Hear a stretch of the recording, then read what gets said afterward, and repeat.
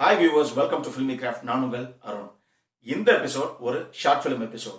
இந்த எபிசோட்ல நம்ம பார்க்க போற அந்த குறும்படம் 2013 ஜேம்ஸ் கிரிஃபித்ஸ் உடைய இயக்கத்துல வெளியான ரூம் 8. இப்போ இந்த படத்துடைய கதை என்ன அப்படின்னு 1-2 லைன் பார்த்துடலாம். படத்துடைய ஆரம்பத்திலேயே ஒரு கைதியை போலீஸ் அரெஸ்ட் பண்ணிட்டு ஜெயில அடைக்கிறதுக்காக கூட்டு வர்றாங்க. அந்த கைதியும் வரும்போதே அந்த ஜெயில வெளியே இருந்து லைட்டா எங்கெங்க அந்த ஜன்னல் கதவு எல்லாத்தையும் ஒரு நோட்டை விட்டுட்டே வர்றாரு. எந்த பக்கம் இருந்து நம்மளால தப்பிக்க முடியும் அப்படிங்கிற மாதிரி யோசிச்சுக்கிட்டே தான் உள்ள வர்றாரு. அவரை நேர ரூம் நம்பர் 8 அப்படிங்கிற ஒரு செல்லுக்குள்ள அடைக்கிறாங்க. அடைச்சிட்டு போலீஸ் போயிடுறாரு. இப்ப உள்ள பார்த்தா ஏற்கனவே ஒரு நபர் டேபிள்ல புக்கு படிச்சுட்டு ஒரு கண்ணாடியை போட்டுட்டு உட்கார்ந்துருக்காரு. இந்த நபர் உள்ள வரும்போதே கரெக்டா அந்த கண்ணாடி போட்டுட்டு படிச்சுட்டு இருந்தார்ல புக்க ஒரு நபர், அவரு டேபிள் மேல ஒரு சின்ன தீப்பெட்டி மாதிரி ஒரு ஐட்டம் இருக்கு. அந்த தீப்பெட்டியை எடுத்து டிராயரை ஓபன் பண்ணி தீப்பெட்டியை உள்ள போட்டு அந்த டிராயரை க்ளோஸ் பண்ணிட்டு தான் திரும்புறாரு. இவர் திரும்பின உடனே இந்த உள்ள வந்த நபர், உங்க பேரு அப்படின்னு கேட்டா அந்த உட்கார்ந்து நபர் பேசவே கிடையாது.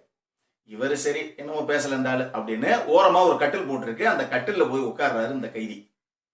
உட்கார்ந்தா பக்கத்துல ஒரு ரெட் கலர்ல ஒரு பாக்ஸ் ஒண்ணு இருக்கு.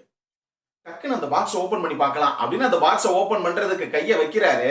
அந்த உட்கார்ந்து இருந்த நபர் அப்பதான் பேச ஆரம்பிக்கிறான். தேவையில்லாம அந்த பாக்ஸ் ஓபன் பண்ணி எதுவும் ரிஸ்க் எடுக்காது.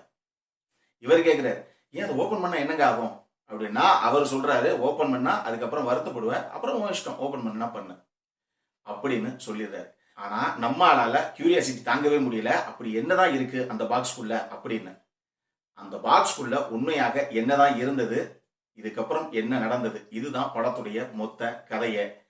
இந்த ஷார்ட் பிலிமை பொறுத்த அளவுக்கு என்ன ரொம்ப இம்ப்ரெஸ் பண்ண விஷயமே ஒரு அழகான கதை. ஆக்சுவலி இந்த ஷார்ட் பிலிம் மொத்தமே ஒரு 6-6.5 நிமிஷம் தாங்க ஓடுது. ஆனா அதுக்குள்ள அற்புதமான ஒரு கதை. அதை அவங்க நரேட் பண்ண விதம் இருக்கு பாருங்க, அதை காட்சிப்படுத்தின விதம் அமேசிங். அவ்வளவு சூப்பராக பண்ணியிருக்காங்க. இப்படி ஒரு ஸ்கிரிப்டை ஒருத்தர் யோசிக்க முடியுமா அப்படின்னு எனக்கு தோணுச்சு.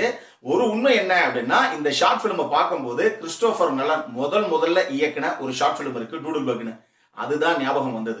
அந்த ஷார்ட் பிலிம் பார்த்தவங்களுக்கெல்லாம் அப்ப அது மாதிரி இந்த ஷார்ட் பிலிம் இருக்குமோ அப்படின்னு உங்களால உடனே இமேஜின் பண்ண முடியும். ஆனா பார்க்காதவங்களுக்கு இந்த ஷார்ட் பிலிம் மிகப்பெரிய சர்ப்ரைஸ் பேக்னு நான் சொல்லுவேன். பாருங்க, சூப்பராக இருக்கும். இந்த ஷார்ட் பிலிமை நான் சொன்ன அளவுக்கு பர்ஃபார்மன்ஸா இருக்கட்டும், எடிட்டிங்கா இருக்கட்டும், சினிமோட்டோகிராஃபியா இருக்கட்டும், அவங்க போட்ட அந்த செட் ஆகட்டும், எல்லாமே சூப்பராக இருந்தது.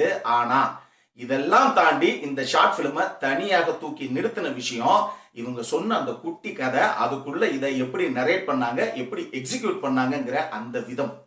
அந்த எக்ஸிகியூஷனுக்காகவே இந்த ஷார்ட் பிலிம் 2 பாஃப்தா அவார்டையும் வின் பண்ணியிருக்கு. உண்மையாக எனக்கு ரொம்ப பிடிச்சிருந்தது. ஒரு அற்புதமான ஷார்ட் பிலிம் தான் அது.